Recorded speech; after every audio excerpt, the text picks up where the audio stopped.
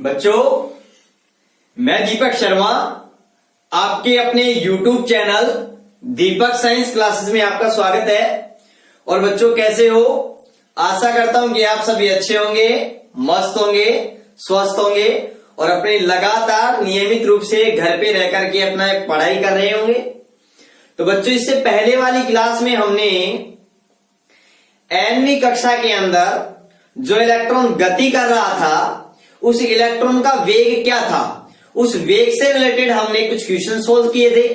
और बच्चों, हमने किसी 9वीं कोर्स के अंदर गति कर रहे इलेक्ट्रॉन की कक्षीय आवृत्ति कैलकुलेट की थी और हमने उसका आवर्तकाल कैलकुलेट किया था। और बच्चों, आज हम इस क्लास में हमारे एग्जाम की दृष्टि से बहुत ही महत्वपूर्ण टॉपिक, जिस पर न्यूमेरिकल भी एग्जाम में पूछे जाते हैं, और बच्चों ये टॉपिक है वो आगे आने वाली हमारी एक क्लास होगी जिसमें हम पढ़ेंगे हाइड्रोजन स्पेक्ट्रा और उसकी एनर्जी के बारे में, ऊर्जा स्तरों के बारे में। उनमें भी बच्चों ये टॉपिक हमारे बहुत ज्यादा काम में आने वाला है। और बच्चों, इस टॉपिक से हमारे बोर्ड एग्जाम में 1-2 बार न्यूमेरिकल क्वेश्चन भी पूछे जा चुके हैं। ठीक है बच्चों, आज हमारा टॉपिक है कि अगर कोई इलेक्ट्रॉन 9वीं कक्षा में गति कर रहा है तो उस इलेक्ट्रॉन की एनर्जी क्या होगी, ऊर्जा क्या होगी, गतिज ऊर्जा क्या होगी, स्थितिज ऊर्जा क्या होगी और टोटल एनर्जी क्या होगी, वो किस चीज पर डिपेंड करती है। ये सारी बातें आज हम हमारी इस क्लास में पढ़ने वाले हैं। इससे पहले वाली जो क्लास, जितने भी क्लास हो चुकी, उसमें बच्चों हमने नील्स बोर के परमाणु मॉडल की सहायता से वर्ताकार कक्षा की हमने त्रिज्या कैलकुलेट कर ली, वेग कैलकुलेट कर लिया, कक्षीय आवर्ती कैलकुलेट कर ली, आवर्तकाल कैलकुलेट कर लिया। और बच्चों, आज हम कैलकुलेट करेंगे ऊर्जा के बारे में। ठीक है, ऊर्जा को कैलकुलेट करेंगे। तो बच्चों, अगर आप हमारे चैनल पर अगर नए हो तो अभी तक चैनल को सब्सक्राइब नहीं किया तो सब्सक्राइब जरूर कर दें और इस क्लास को ज्यादा से ज्यादा अपने फ्रेंड सर्कल में सबसे पहले आप इसको शेयर करें और लाइक करें। ठीक है बच्चों, तो चलिए अपन शुरुआत करते हैं कि 9वीं कक्षा में जो इलेक्ट्रॉन है उसकी टोटल एनर्जी क्या होती है, कितनी होती है। तो बच्चों, मान लिया कोई एक इलेक्ट्रॉन है, वो किसी r त्रिज्या के वर्ताकार पथ में v वेग से क्या कर रहा है बच्चों, गति कर रहा है। क्या कर रहा है? v वेग से गति कर रहा है।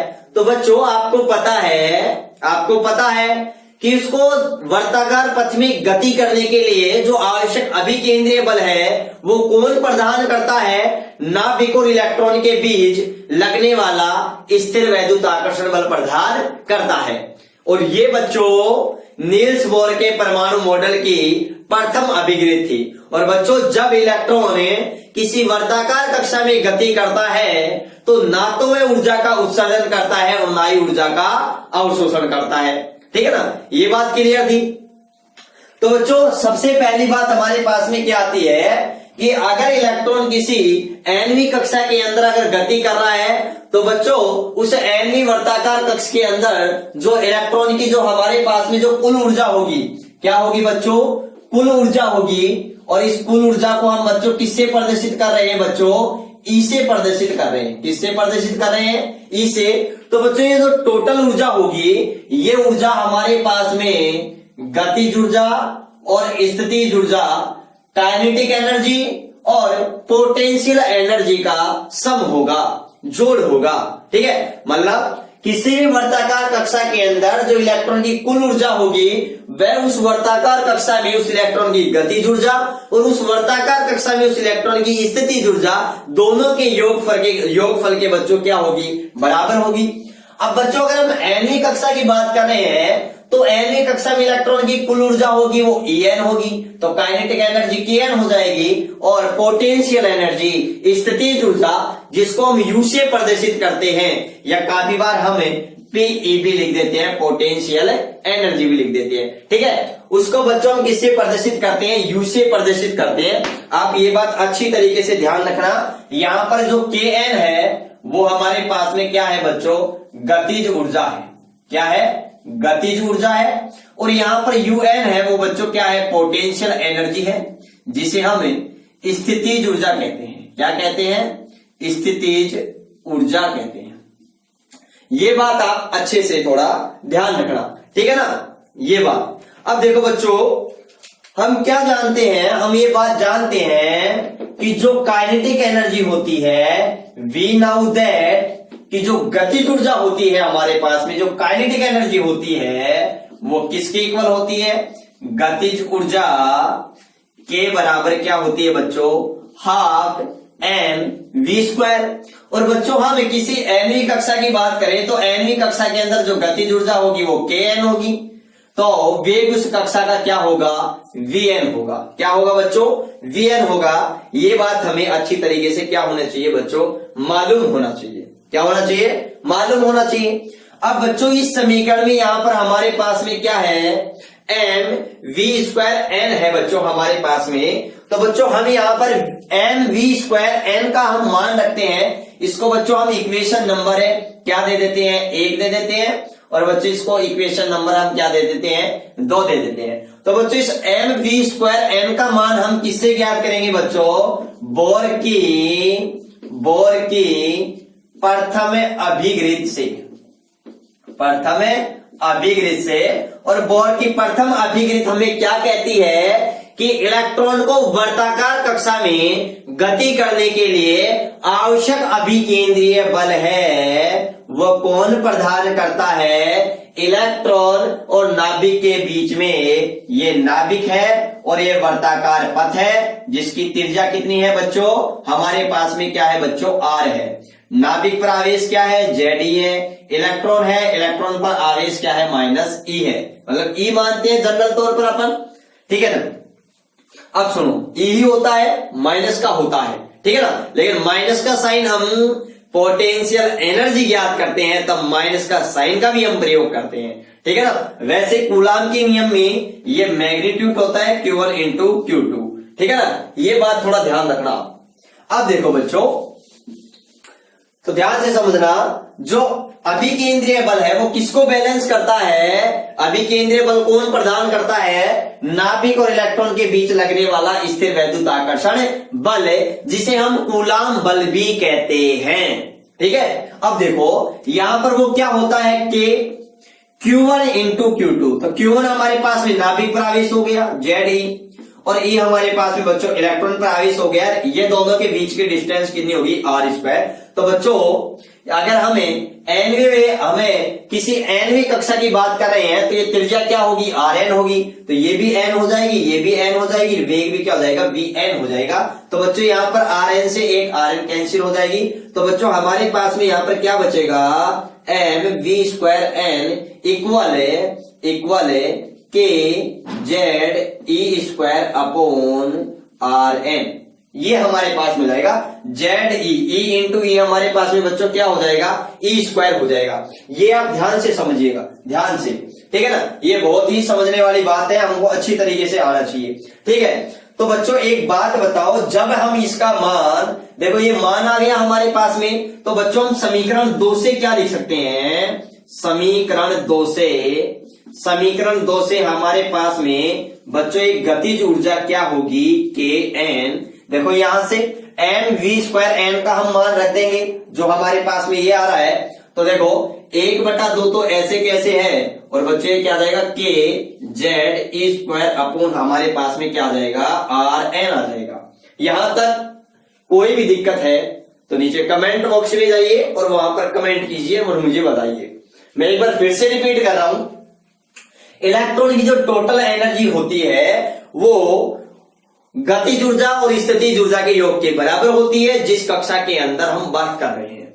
अगर हम nवीं कक्षा की टोटल एनर्जी की बात कर रहे हैं तो nवीं कक्षा के अंदर टोटल काइनेटिक एनर्जी और nवीं कक्षा के अंदर पोटेंशियल एनर्जी, स्थितिज ऊर्जा का जो योगफल होता है वो उस कक्षा की क्या कहलाती है, टोटल एनर्जी। और बच्चों हम जानते हैं कि जो गतिज ऊर्जा होती है ना, काइनेटिक एनर्जी, वो हाफ mv² होती है, और यहां पर mv² का हम मान बच्चों बोर की प्रथम अभिगृत से ज्ञात करते हैं। बोर की प्रथम अभिगृत है वो हमें ये बात बताती है कि इलेक्ट्रॉन को किसी वर्ताकार पथ में गति करने के लिए आवश्यक अभिकेंद्रीय बल कौन प्रदान करता है? इलेक्ट्रॉन और नाभिक के बीच में लगने वाला स्थिर वैद्युत आकर्षण बल। क्योंकि इलेक्ट्रॉन पर नेगेटिव चार्ज है और नाभिक पर पॉजिटिव चार्ज है, तो बच्चों इन दोनों के मध्य आकर्षण बल लगेगा, जिसे हम स्थिर वैद्युत आकर्षण बल या कूलाम आकर्षण बल कहते हैं। ठीक है, वहां से हमने मान कैलकुलेट करके वापिस समीकरण नंबर हमने 2 के अंदर बच्चों रख दिया। ठीक है, तो यहां तक कोई दिक्कत है तो आप मुझे बताइए। तो यहां पर हमारे पास में बच्चों क्या आ गई? ये काइनेटिक एनर्जी आ गई, ध्यान से देखिएगा। और बच्चों इसको मैंने क्या दे दिया? समीकरण नंबर 3 दे दिया। बिल्कुल सिंपल डेरिवेशन है। आपको पता है टोटल एनर्जी जो होती है काइनेटिक एनर्जी पोटेंशियल एनर्जी के योग के बराबर होती है। तो देखो मैंने काइनेटिक एनर्जी तो कैलकुलेट कर ली, उसके बाद में पोटेंशियल एनर्जी भी मैं कैलकुलेट कर लूंगा और दोनों को समीकरण नंबर 1 में रख दूंगा, तो मेरे पास में बच्चों क्या आ जाएगी? टोटल एनर्जी आ जाएगी। अब ध्यान से समझिएगा स्थितिज ऊर्जा क्या होती है। देखो बच्चों, जो स्थितिज ऊर्जा होती है, स्थितिज ऊर्जा जिसे हम यहां UN से प्रदर्शित करते हैं। nवीं कक्षा की बात करें इसलिए हमारे पास में क्या आ जाएगी? nवीं कक्षा की बात आ जाएगी। तो बच्चों याद रखना, हम बात कर रहे हैं किसकी? इलेक्ट्रॉन की स्थितिज ऊर्जा की, इलेक्ट्रॉन की स्थितिज ऊर्जा की, स्थितिज ऊर्जा की। तो इलेक्ट्रॉन की स्थितिज ऊर्जा को बच्चों हम UN से प्रदर्शित कर रहे हैं। अब ध्यान से समझिएगा, हमने विभव वाले चैप्टर नंबर 3 के अंदर आपने पढ़ा होगा और नहीं भी पढ़ा तो कोई दिक्कत नहीं है। दो आवेशों के कारण जो स्थितिज ऊर्जा होती है वो क्या होती है? K Q1 into Q2 upon R। बच्चों नीचे R होता है। दूसरी बात, जब कभी भी स्थितिज ऊर्जा हम कैलकुलेट करते हैं तो आवेश का प्रयोग हम चिन्ह सहित यूज लेते हैं। अगर नेगेटिव है तो उसे हम नेगेटिव ही लिखेंगे, पॉजिटिव है तो हम उसे पॉजिटिव ही लिखेंगे। ये बात इंपॉर्टेंट है। तो बच्चों क्या होता है हमारे पास में? ध्यान से सुनना, U बराबर K Q1 इंटू Q2। तो देखो ये तो हमारे पास में मैंने K लिख दिया। अब Q1 तो बच्चों जैसे मैंने नाभिक प्रवेश मान लिया। नाभिक प्रवेश क्या होता है? प्लस ZE होता है। और बच्चों इलेक्ट्रॉन पर आवेश Q2 मैंने इलेक्ट्रॉन पर मान लिया, इलेक्ट्रॉन पर आवेश माइनस E होता है। दोनों के बीच की डिस्टेंस वो हमारे पास में क्या आ गई? RN मान लिया। यहां तक क्लियर होना चाहिए आप सभी को।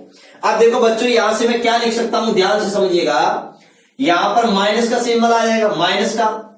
देखो माइनस KZE² अपॉन नीचे हमारे पास में क्या आ गया? RN। यहां तक ये चीज देखो, ये प्लस माइनस है तो हमारे पास में बच्चों क्या हो जाएगा? माइनस हो जाएगा। तो यहां तक आपके कोई दिक्कत है तो बताइए, और इसको हम दे देंगे बच्चों समीकरण नंबर 4। समीकरण नंबर 4। यहां तक देखो ये हमारे पास में क्या कैलकुलेट हो गई बच्चों? स्थितिज ऊर्जा कैलकुलेट हो गई। यहां से ध्यान से समझना,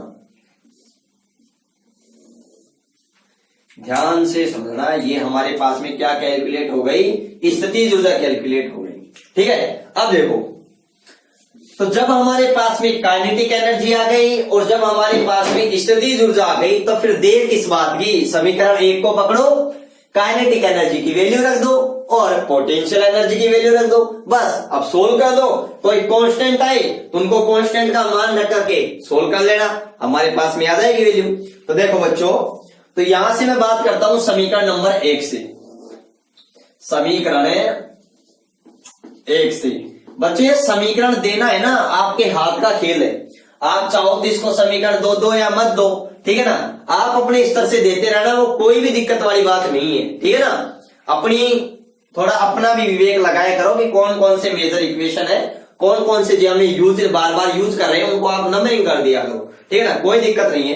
तो बच्चों समीकरण 1 से हमें जो टोटल ऊर्जा आ रही है, समीकरण 1 से जो कुल ऊर्जा आ रही है वो हमारे पास में क्या आ रही है? En equal kinetic energy. Kinetic energy देखो इक्वेशन नंबर 3 से, यहां पर मैंने लिख दिया half KZE² upon RN minus, देखो माइनस कैसे? क्योंकि ये प्लस है और यहां पर देखो ये माइनस में है, तो प्लस माइनस क्या हो जाएगी? माइनस हो जाएगा। और हमारे पास में क्या आ जाएगा? KZE² upon RN। अब बच्चों यहां से ध्यान से समझिएगा, क्या समझिएगा? देखो KZE² upon RN, KZE² upon RN दोनों में क्या है? कॉमन है। तो हम इसको कॉमन बाहर निकाल लेते हैं, तो क्या आएगा बच्चों हमारे पास में? K Z E square upon R N. तो बच्चों यहां पर तो हमारे पास में क्या बच जाएगा बच्चों, 1/2। ये माइनस का चिन्ह ऐसे कैसे, ये पूरा बाहर आ गया तो यहाँ पर 1 बच गया। अरे 1 ही बचेगा क्योंकि ऐसे कैसे बाहर आ गया। अब बच्चों ध्यान से समझो इसको, ध्यान से हमें के, देखो ध्यान से समझो, K Z E square upon R N 1/2 है और माइनस का 1 है, तो बोलो माइनस का आधा ही तो बचेगा। 1/2 में माइनस का 1 घटाएंगे तो माइनस का आधा बचेगा। तो यहां पर मैंने क्या लिख दिया, माइनस का 1/2। तो ये 2 को मैं ऐसे कैसे रहने दे सकता हूं, या फिर मैं कोई दिक्कत नहीं है ऐसे लिख देता हूं, -1/2 K Z E square upon R N.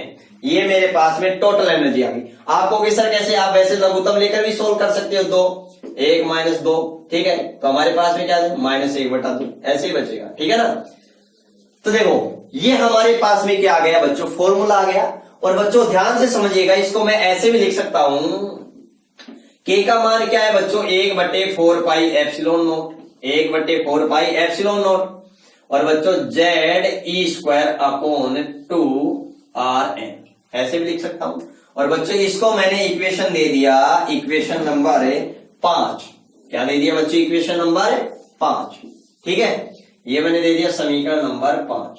यहां तक आपके कोई दिक्कत नहीं होनी चाहिए, ठीक है। बस मैंने काइनेटिक एनर्जी और पोटेंशियल एनर्जी का मान इक्वेशन नंबर 1 के अंदर रखा है और बस मैंने माइनस किया है, तो मेरे पास में हाफ आ गया। यहां पर के का मान रख दिया, ये 2 आर एन के साथ मैंने चिपका दिया, ठीक है ना।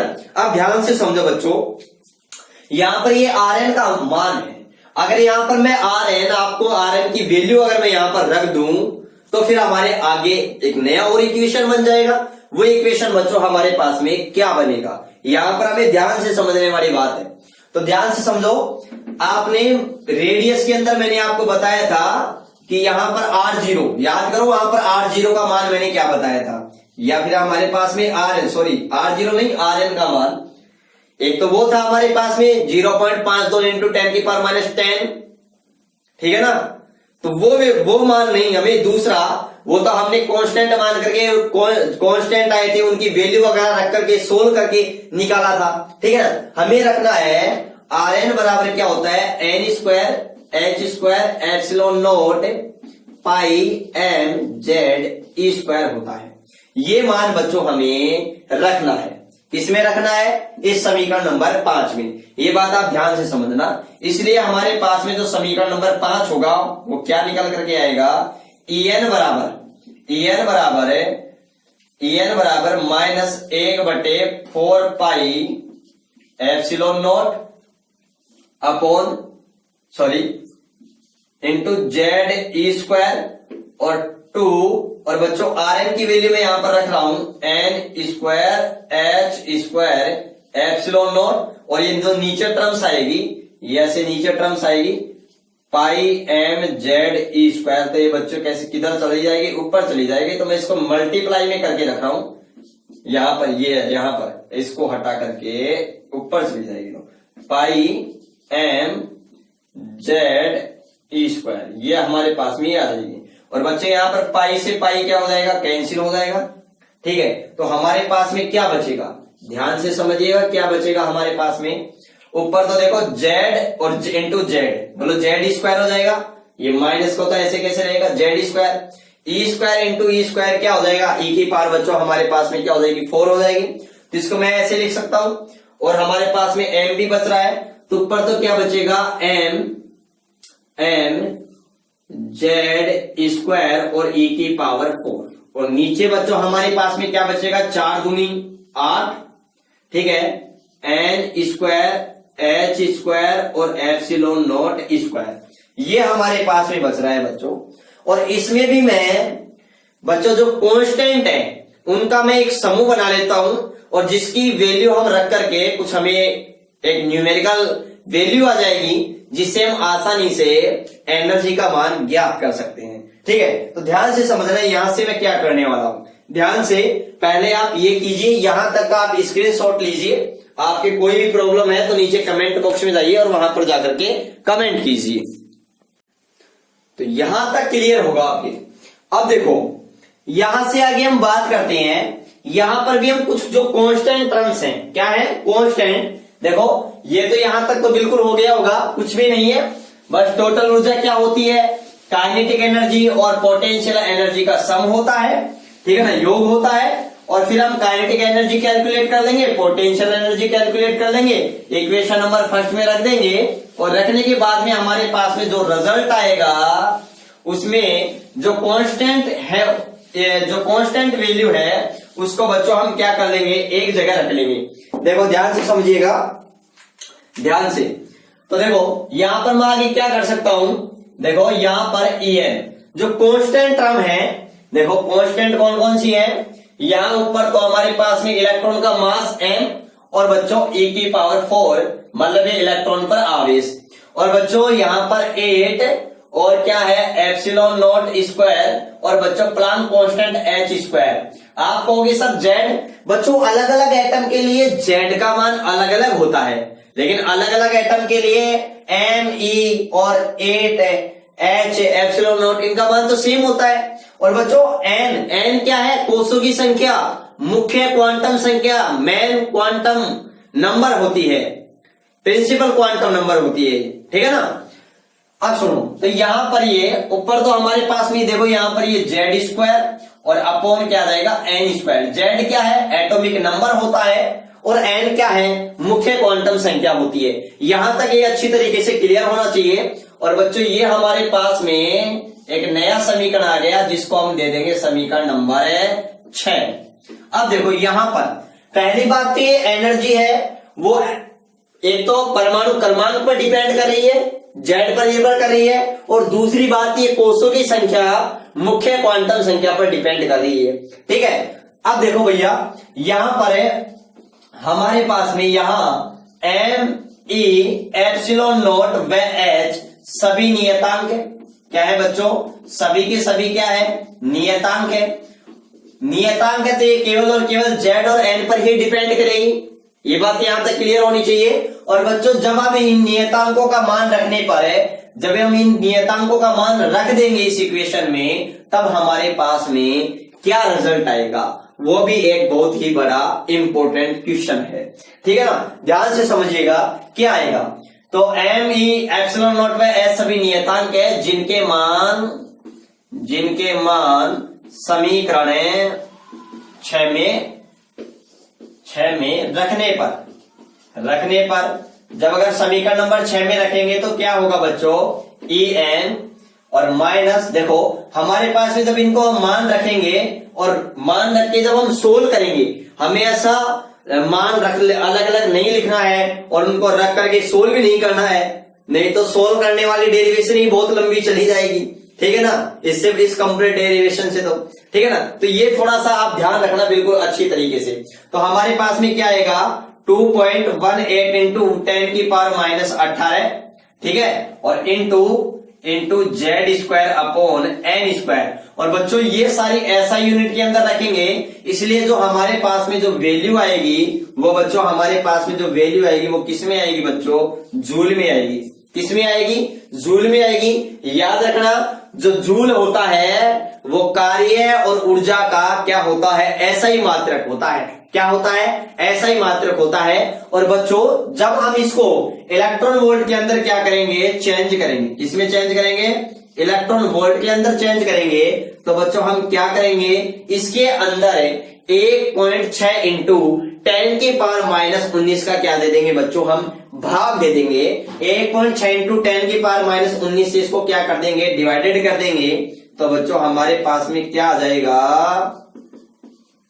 देखो 1.6 इंटू 10 की power minus 19 into Z square upon N square. अब बच्चों जब इसको सोल्व करते हैं तो ध्यान से समझिएगा, देखो ये 19 है, ऊपर जाएंगे तो किसकी हो जाएंगे, प्लस की हो जाएंगी, 18 कैंसिल हो जाएगा, 10 की मतलब 10 की पावर 1 मतलब 10 शेष रह जाएगा, ठीक है। मल्टीप्लाई करेंगे तो हमारे पास में क्या आ जाएगा बच्चों, क्या आ जाएगा 31.8 आ जाएगा, जिसको हम 1.6 से जब डिवाइडेड करते हैं तो बच्चों हमारे पास में कितना आ जाएगा -13.6। क्या आ जाएंगे -13.6 हमारे पास में आ जाएगा। तो ये थोड़ी सी बात ध्यान रखना है, ये हमारे पास में किस में हो गया इलेक्ट्रॉन वोल्ट में। तो बच्चों जब हम इसको सोल्व करेंगे और डायरेक्ट वैल्यू हमें याद होनी चाहिए, वहां पर हम ऐसा भाग नहीं देंगे, ठीक है ना। तो ये क्योंकि डायरेक्ट याद होगी तभी हम न्यूमेरिकल क्वेश्चन को भी कर पाएंगे, क्योंकि इसका जो मास्टर फॉर्मूला है ना वो आने वाला है, और ये हमारे पास में आने वाला है -13.6। क्या है बच्चों -13.6 इंटू Z² अपॉन N²। और बच्चों ये जो ऊर्जा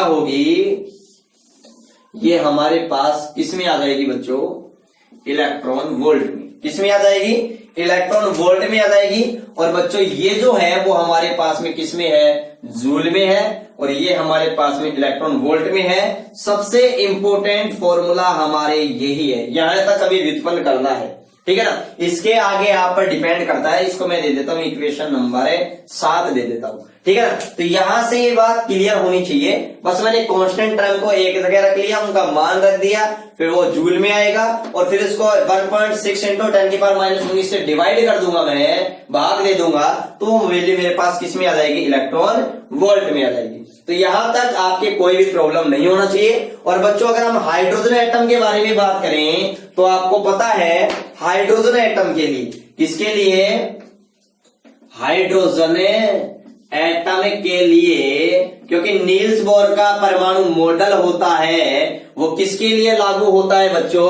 स्पेसिकल हाइड्रोजन के लिए दिया था। और यह उन सभी परमाणु या आयनों पर भी लागू होता है जिसके अंदर इलेक्ट्रॉन की संख्या कितनी होती है 1 होती है, ठीक है ना। ये बात अच्छी तरीके से क्लियर होना चाहिए।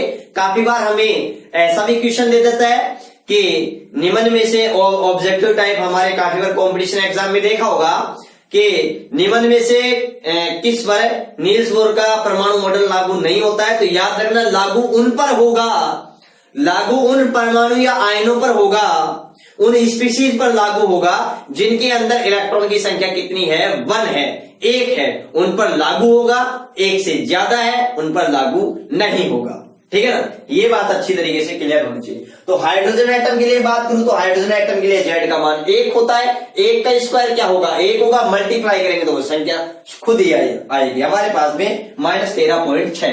तो देखो हमारे पास में क्या रिजल्ट आता है। हाइड्रोजन एटम के बारे में बात करें तो ये En और किसके लिए आ गया हाइड्रोजन एटम के लिए आ गई हमारे पास में। तो देखो क्या आ जाएगा हमारे पास में -13.6 अपॉन N² इलेक्ट्रॉन वोल्ट। ये इलेक्ट्रॉन वोल्ट में हमारे पास में आ गए। तो यहां तक आपके अच्छी तरीके से क्लियर होना चाहिए। अब बच्चों मैं आपको यहां पर एक बहुत ही मस्त क्वेश्चन पूछ रहा हूं, उसका आप जवाब दीजिए कमेंट बॉक्स में। क्या है कि यहां पर जो हमारे पास में नेगेटिव साइन आ रहा है, क्या आ रहा है बच्चों नेगेटिव साइन आ रहा है। देखो ये नेगेटिव चिन्ह आ रहा है। ये नेगेटिव चिन्ह हमें क्या बताता है, यहां पर ये नेगेटिव चिन्ह हमें क्या प्रदर्शित करता है, क्या बताना चाहता है हमें, ठीक है। उसका जल्दी से आप कमेंट बॉक्स में जवाब दीजिए। आपके पास ओनली फॉर 30 सेकंड का टाइम है, जल्दी से रिप्लाई कीजिए फास्ट। चलो बताइए कि क्या होगा, ठीक है, जल्दी रिप्लाई कीजिए।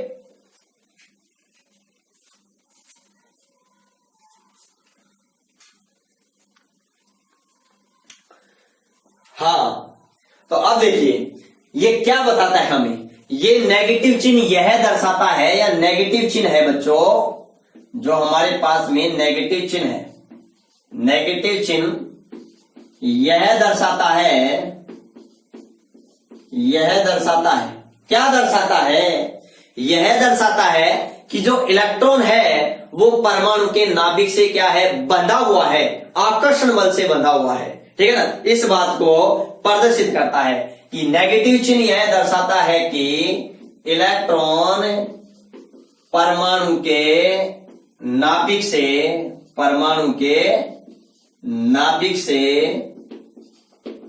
बंधा होता है या बंधित होता है। आपको पता है इलेक्ट्रॉन और नाभिक के बीच में आकर्षण बल लगता है, ठीक है ना। तो ये जो नेगेटिव साइन है ना, ये उसी आकर्षण बल को क्या कर रहा है, प्रदर्शित कर रहा है। क्योंकि आपको पता है कि जो आकर्षण बल लगता है ना बच्चों, आकर्षण बल लगता है वो कब लगेगा जब ये दोनों आवेश होंगे, उनकी प्रकृति क्या होगी, विपरीत होगी। क्योंकि समान आवेश तो वैसे ही प्रतिकर्षण करते हैं, तो विपरीत आवेश होंगे तभी ये आपस में क्या करेंगे, एक दूसरे को आकर्षित करेंगे, ठीक है ना।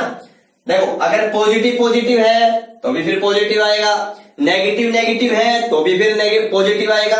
लेकिन पॉजिटिव और नेगेटिव है या पॉजिटिव नेगेटिव है, ठीक है, तो बच्चों रिजल्ट क्या आएगा, नेगेटिव। और पॉजिटिव नेगेटिव जब मल्टीप्लाई होंगे आवेश, तो बच्चों बल कैसा लगेगा, आकर्षण लगेगा। क्योंकि पॉजिटिव आवेश और नेगेटिव आवेश, दो विपरीत आवेश आपस में एक दूसरे को क्या करते हैं, आकर्षण करते हैं। तो बच्चों याद रखना, यहां पर जो नेगेटिव चिन्ह है वो हमें किसको बताता है, इलेक्ट्रॉन नाभिक से बंधा हुआ है, इस बात की हमें जानकारी देता है।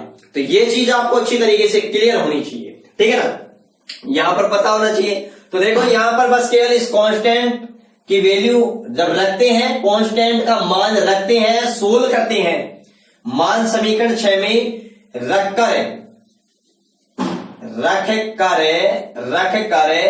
हल करने पर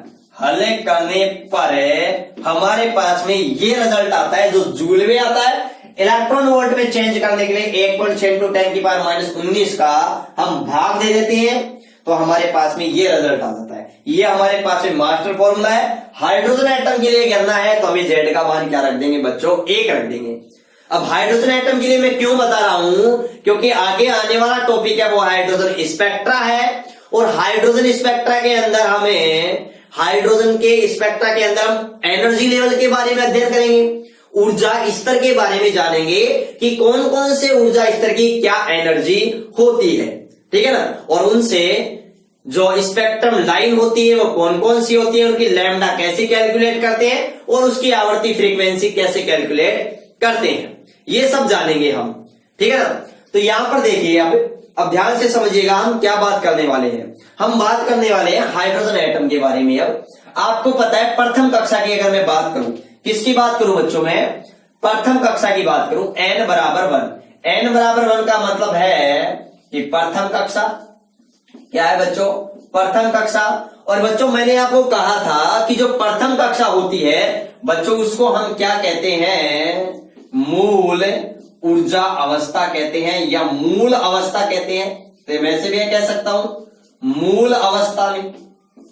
तो मेरा क्वेश्चन सबसे पहले यह है कि मूल अवस्था में या प्रथम कक्षा के अंदर या n बराबर 1 में हाइड्रोजन एटम की जो ऊर्जा होती है E1 वो कितनी होगी। तो देखो बच्चों यहां पर n का मान क्या रख देंगे, 1 रख देंगे। तो हमारे पास में देखो -13.6 अपॉन 1 का क्या करेंगे स्क्वायर, और 1 का स्क्वायर बच्चों क्या होता है, 1 ही होता है। और 1 जब -13.6 के अंदर जब हम 1 का भाग देंगे तब हमारे पास में क्या आ जाएगा बच्चों, -13.6 इलेक्ट्रॉन वोल्ट आ जाएगा। तो बच्चों याद रखना, हाइड्रोजन एटम है उसकी मूल ऊर्जा अवस्था में, डायरेक्ट 1 नंबर में वैसे भी क्वेश्चन पूछ लेता है कि मूल अवस्था के अंदर हाइड्रोजन एटम की एनर्जी कितनी होती है। तो बच्चों क्या आ जाएगा, -13.6 इलेक्ट्रॉन वोल्ट आ जाएगा। एक बात और ध्यान से समझना, यहां पर जो नेगेटिव साइन है वो ये बात दर्शा रहा है कि जो इलेक्ट्रॉन है वो नाभिक के आकर्षण बल से बंधा हुआ है। यदि हम इस इलेक्ट्रॉन को इतनी ही प्लस में एनर्जी दे दें तो वो इलेक्ट्रॉन नाभिक और इलेक्ट्रॉन के आकर्षण बल को तोड़ करके वो एनर्जी उस इलेक्ट्रॉन को क्या कर देगी, मुक्त कर देगी, फ्री कर देगी। और बच्चों हमने इसको आयनाइजेशन एनर्जी से हमने इसको कोरिलेट किया था, ठीक है ना।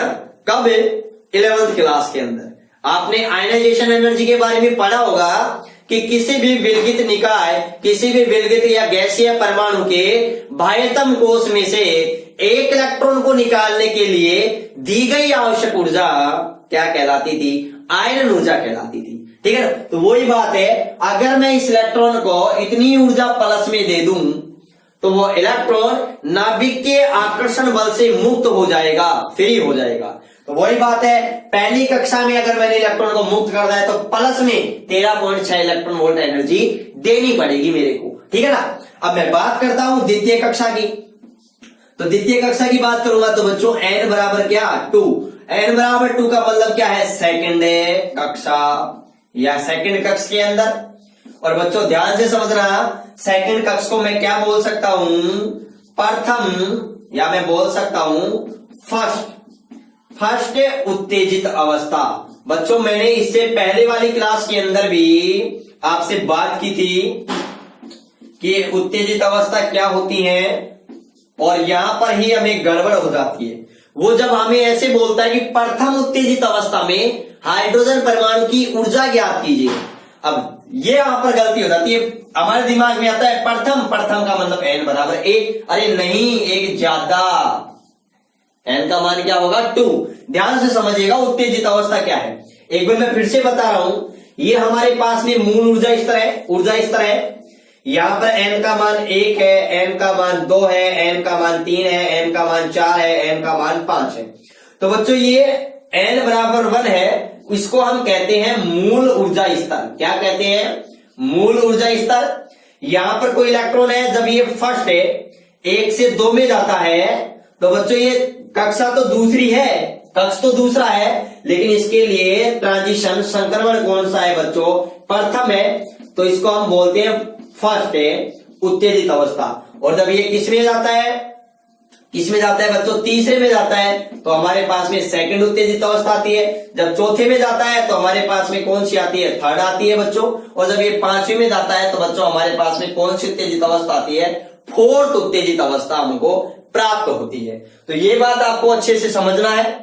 अब देखो, तो यहां से बहुत मजेदार बात यही है बच्चों, ये बात को, इसको विशेष ध्यान रखना आप, ठीक है ना। यहां पर गलती होने के बहुत ज्यादा चांसेस होते हैं।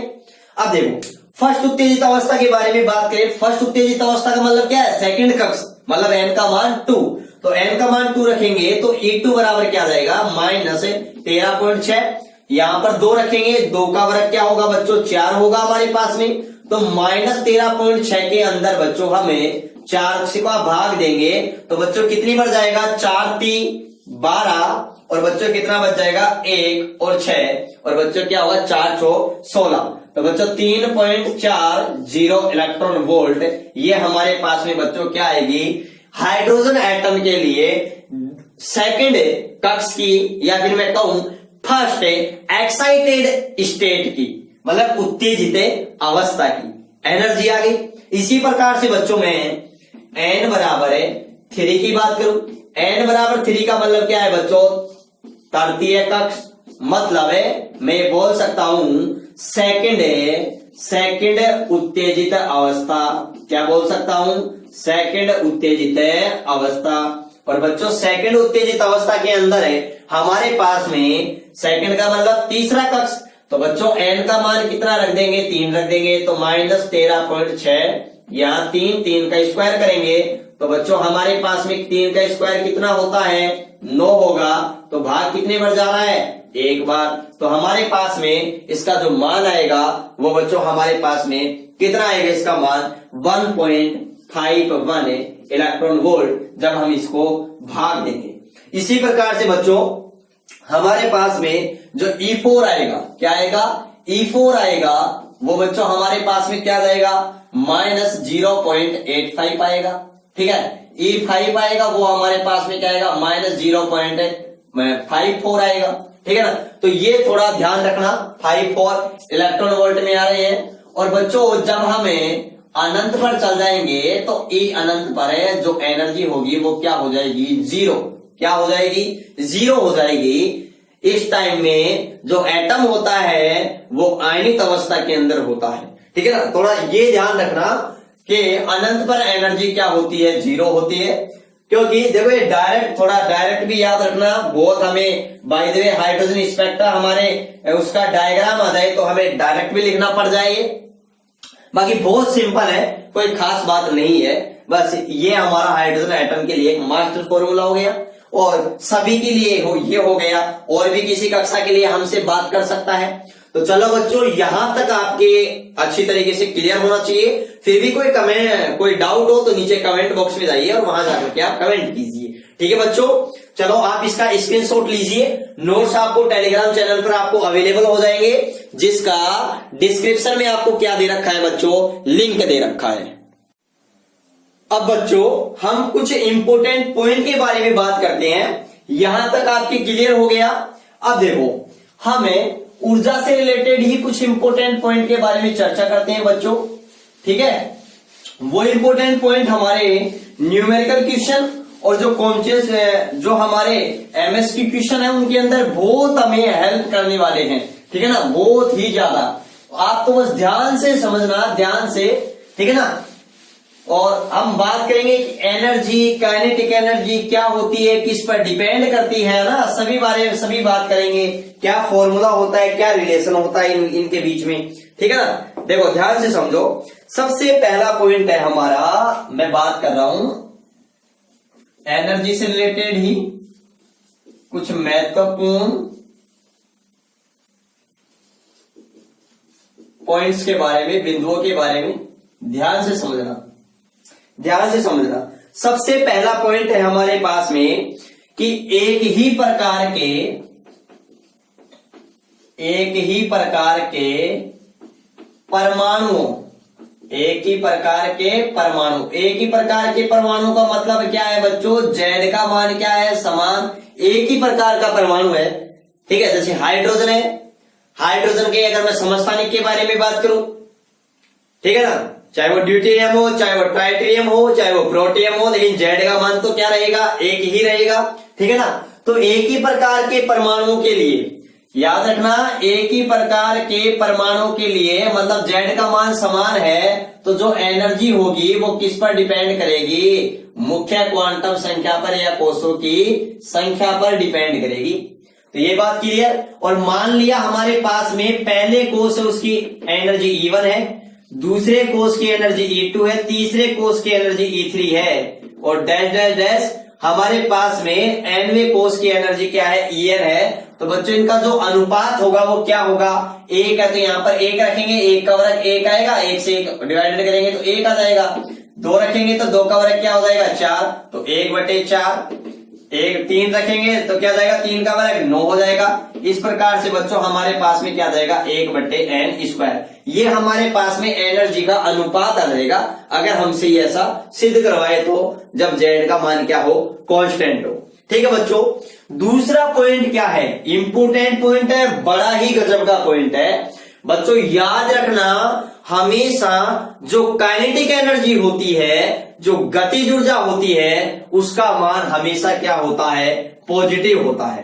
काइनेटिक एनर्जी ऑलवेज क्या होती है, पॉजिटिव होती है। जबकि जो हमारे पास में पोटेंशियल एनर्जी, स्थितिज ऊर्जा, और जो टोटल एनर्जी होती है एटम की, वो ऑलवेज क्या होती है बच्चों, हमेशा नेगेटिव वैल्यू हमें प्राप्त होती है। ये ध्यान से समझना कि जो कोई भी एटम है उसकी काइनेटिक एनर्जी हमेशा क्या होगी, धनात्मक होगी, जबकि स्थितिज ऊर्जा और उसकी टोटल एनर्जी हमेशा क्या होगी बच्चों, ऋणात्मक होगी। क्या होगी, ऋणात्मक होगी। और एक बड़ा ही अच्छा रिलेशन है, और वो रिलेशन क्या है बच्चों, क्या है कि जो हमारे पास में nवीं कक्षा के अंदर अगर कोई इलेक्ट्रॉन गति कर रहा है, तो बच्चों याद रखना, उस गति कर रहे इलेक्ट्रॉन की जो गतिज ऊर्जा होती है, जो हमारे पास में गतिज ऊर्जा होती है, वह कुल ऊर्जा के परिमाण के क्या होती है बच्चों, बराबर होती है। देखो, जो हमारे पास में जो कुल काइनेटिक एनर्जी है, nवीं कक्षा के अंदर गति कर रहे इलेक्ट्रॉन की जो कुल गतिज ऊर्जा होती है, वो कुल उस nवीं कक्षा की जो कुल ऊर्जा है उसके परिमाण के क्या होती है बच्चों, बराबर होती है, इक्वल होती है, और स्थितिज ऊर्जा के परिमाण की आधी होती है। क्योंकि स्थितिज ऊर्जा का नेगेटिव मान होता है, मैंने मैग्नीट्यूड ले लिया तो पॉजिटिव हो गया, और इसको 2 से डिवाइडेड कर देंगे तो बच्चों ये हमारे पास में काइनेटिक एनर्जी का मान आ जाएगा। ये ऑलवेज कैसी होती है, पॉजिटिव होती है। तो ये बात आप ध्यान से समझिएगा, इस पॉइंट पर, इस टॉपिक पर हमारे बोर्ड एग्जाम में न्यूमेरिकल क्वेश्चन पूछा जा चुका है, ठीक है ना। और हमारे बुक के पीछे क्वेश्चंस भी हैं, ध्यान से समझिएगा।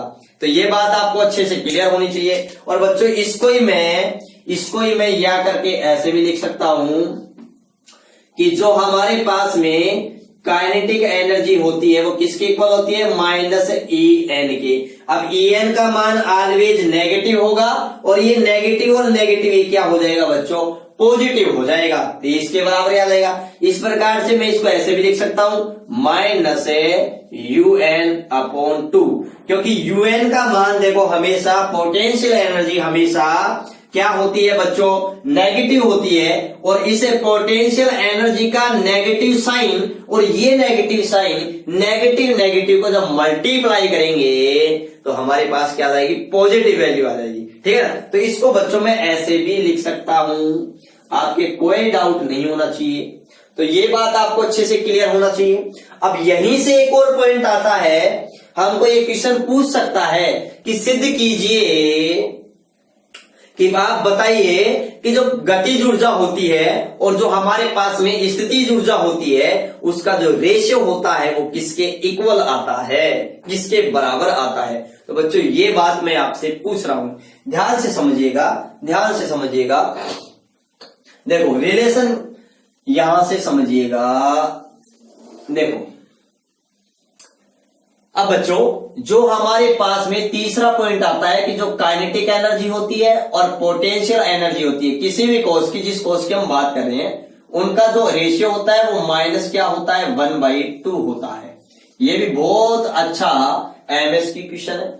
अब आप कहोगे सर कैसे होता है, यहीं से आप देख सकते हो, देखो वास्तविकता में क्या होता है, KN देखो मैंने ये लिखा है, ये 2 यहां पर एक है, जब मैं इसको क्रॉस मल्टीपल करके यहां लेके आऊंगा तो क्या आ जाएगा, KN और अपॉन UN। और बच्चों ये UN यहां पर क्या होता है, नेगेटिव आता है हमारे पास में, तो यहां पर 1/2 तो रह जाएगा। और बच्चों ये हमारे पास में या ये वैल्यू हमेशा नेगेटिव आती है, इस नेगेटिव को यहां हटाएंगे तो इधर नेगेटिव आ जाएगा। तो बच्चों ये हमेशा ऑलवेज ऐसा होता है, ठीक है ना। ये बात आप अच्छे से ध्यान रखना, अच्छे से समझना। या फिर यहां से देख लो ना, इस UN को जब मैं यहां बटे में ले जाऊंगा तो माइनस का 1/2 हमारे पास में शेष रह जाएगा। तो ये बात आप अच्छी तरीके से ध्यान रखना, एग्जाम में जल्दबाजी मत करना। वो UN/KN का अनुपात भी आपसे पूछ सकता है, तो हम बता सकते हैं 2:1 हो जाएगा, ठीक है ना। तो ये हमें -2/1, तो ये जल्दबाजी हमें नहीं करनी है क्योंकि बहुत सारे क्वेश्चन हमको गलत करवा देते हैं।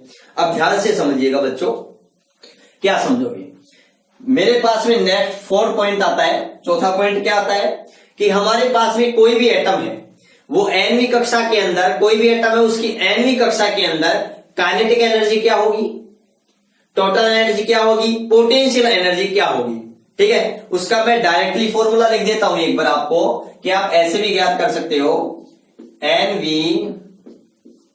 याद रखना किसके लिए, nवीं कक्षा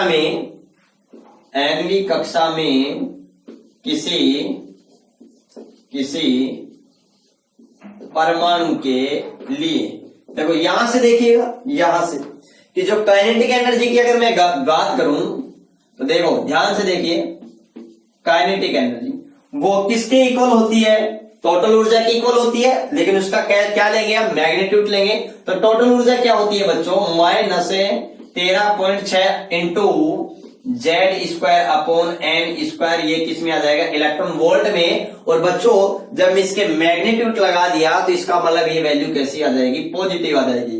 तो बच्चों हमें काइनेटिक एनर्जी इस फॉर्मूले से भी किसी कक्षा की हम ज्ञात कर सकते हैं। ये बात आप अच्छे से ध्यान से समझना, ठीक है। उसके बाद में अगर मैं बात करूं आपसे स्थितिज ऊर्जा की, तो स्थितिज ऊर्जा देखो यहां पर स्थितिज ऊर्जा टोटल ऊर्जा में क्या रिलेशन है, स्थितिज ऊर्जा टोटल ऊर्जा में क्या रिलेशन है, यहां देखिएगा, यहां क्रॉस मल्टीपल करके 2 लेके आ जाऊंगा तो EN मतलब ये हमारे पास में हो जाती है। अगर इसका मैग्नीट्यूड लेता हूं तो हमारे पास में 2 इंटू क्या हो जाएगा, En हो जाएगा। मतलब En को हम 2 से मल्टीप्लाई करेंगे, 13.6 को जब 2 से मल्टीप्लाई करेंगे तो 6 दूनी क्या जाएगा 12, 6 दूनी क्या जाएगा 12, असल पाई 1, 13 दूनी 26 और 1 27, तो हमारे पास 27। और मैग्नीट्यूड बच्चों अगर हम हटा देंगे तो हमारे पास में चिन्ह का सही 27.2 ऐसे कैसे रहेगा माइनस का, और ये क्या जाएगा जेड स्क्वायर अपॉन क्या जाएगा एन स्क्वायर, किसके अंदर बच्चों इलेक्ट्रॉन वोल्ट के अंदर हमको आ जाएगा। इससे हम क्या ज्ञात कर सकते हैं, स्थितिज ऊर्जा हम बच्चों ज्ञात कर सकते हैं। और बच्चों अगर मैं टोटल एनर्जी की अगर मैं बात करूं तो टोटल एनर्जी में आपको कहीं कोई प्रॉब्लम नहीं है कि टोटल एनर्जी हम किससे ज्ञात करते हैं En से, और En बराबर है -13.6 इंटू जेड स्क्वायर अपॉन क्या होता है एन स्क्वायर होता है, ठीक है ना। और ये हमारे पास में टोटल एनर्जी आ जाएगी, कोई दिक्कत नहीं है। अब बच्चों आप सीधे कर सकते हो, कोई दिक्कत नहीं, देखो चेक भी कर सकते हो आप। आपको पता है, आपको क्या पता है बच्चों कि जो हमारे पास Kn और प्लस Un होता है वो En के इक्वल होता है, और आप चेक कर सकते हो। यहाँ पर Kn की वैल्यू रखो, प्लस में 13.6 है, यहाँ पर इसकी रखो, माइनस में कितना आ जाएगा 27.6 है, तो बच्चों माइनस का कितने बचेंगे 13.6। बाकी ये टर्म सभी में कांस्टेंट है, देख रहे बच रही है, कोई दिक्कत नहीं है, कहीं कोई प्रॉब्लम नहीं है, बिल्कुल सिंपल है, ठीक है। नेक्स्ट पॉइंट हमारे पास में क्या आता है वो समझिएगा। नेक्स्ट पॉइंट क्या आता है, देखो यहां से मैं क्या निकाल सकता हूं बच्चों, एक पॉइंट और लिख सकता हूं कि हाइड्रोजन एटम के लिए, किसके लिए बच्चों हाइड्रोजन एटम के लिए, क्योंकि इस चैप्टर में हाइड्रोजन एटम के बारे में सबसे ज्यादा इंपॉर्टेंट बातें हैं। हम स्पेक्ट्रा पढ़ेंगे तो हाइड्रोजन एटम का, हमें नील्स बोर का परमाणु मॉडल है तो वो भी स्पेसिकल हाइड्रोजन एटम के लिए दिया गया था। तो बच्चों याद रखना हाइड्रोजन एटम की मूल अवस्था में, हाइड्रोजन एटम की मूल अवस्था में, मूल अवस्था का मतलब क्या है n बराबर 1, ठीक है। मूल अवस्था में याद रखना बच्चों, अगर मैं गतिज ऊर्जा के बारे में बात करूं तो जो गतिज ऊर्जा होगी वो कितनी होगी, देखो हाइड्रोजन एटम जेड का मान 1 हो जाएगा, एन मूल अवस्था है तो एन का मान 1 हो जाएगा, तो बच्चों क्या होगी गतिज ऊर्जा प्लस 13.6 इलेक्ट्रॉन वोल्ट हो जाएगी। यहां पर ये बात आपको अच्छे से क्लियर हो जानी चाहिए। जो गतिज ऊर्जा होगी मूल अवस्था है तो K1 लिख दिया, ठीक है। और बच्चों ध्यान से समझिएगा, स्थितिज ऊर्जा की अगर बात की जाए तो स्थितिज ऊर्जा कितनी हो जाएगी, देखो यहाँ पर जेड का मान 1 होता है, मूल अवस्था है तो 1, तो वे 1 हो जाएगा, तो मल्टीप्लाई करेंगे तो वही आ जाएगा हमारे पास में माइनस 27.2 इलेक्ट्रॉन वोल्ट। तो बच्चों ये याद रखना, थोड़ा डायरेक्टली भी याद रखना, बहुत बार एग्जाम में क्वेश्चन पूछा गया है, काइनेटिक एनर्जी दे देता है और मूल अवस्था के अंदर हमारे पास में पोटेंशियल एनर्जी हमसे पूछ लेता है, ठीक है। तो ये बात आप अच्छी तरीके से याद रखना। उसके अलावा बच्चों हम और क्या बता सकते हैं, ध्यान से समझिएगा, देखो